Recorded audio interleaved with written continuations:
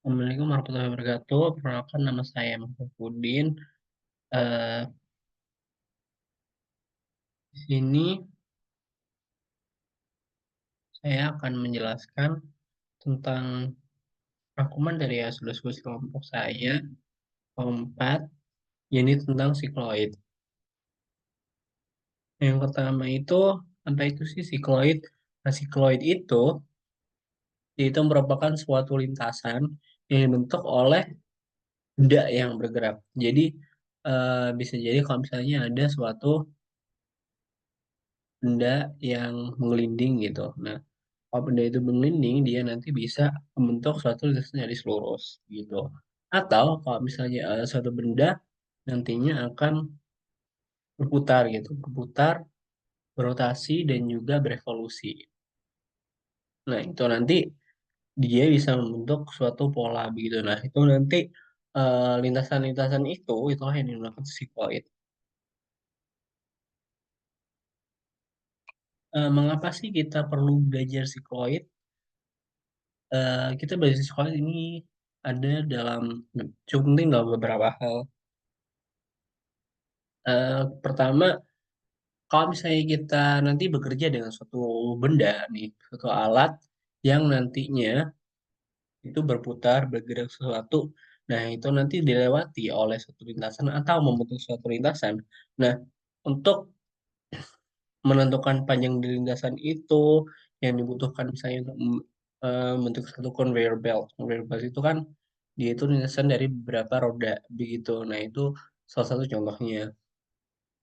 Itu untuk menentukan panjangnya, lalu nanti luasnya bagaimana. Nah, itu nanti bisa dilakukan di dalam berbagai bidang seperti dalam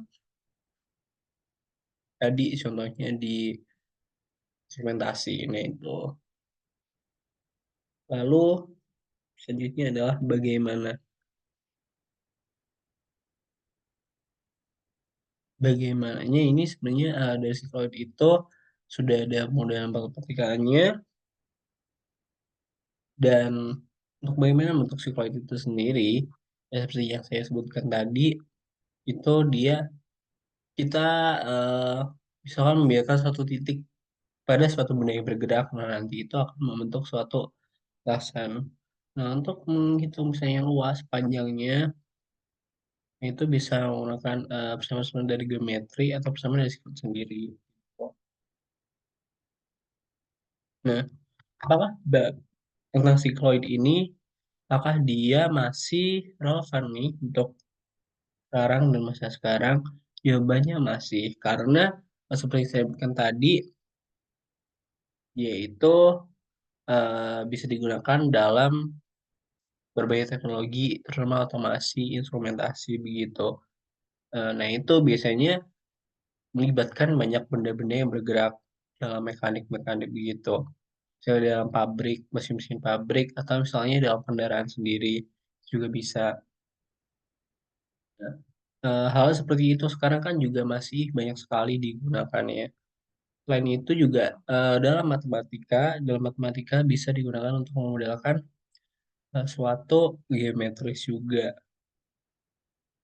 Nah, jadi kesimpulannya masih bisa digunakan dan masih cukup relevan untuk saat ini. Gitu.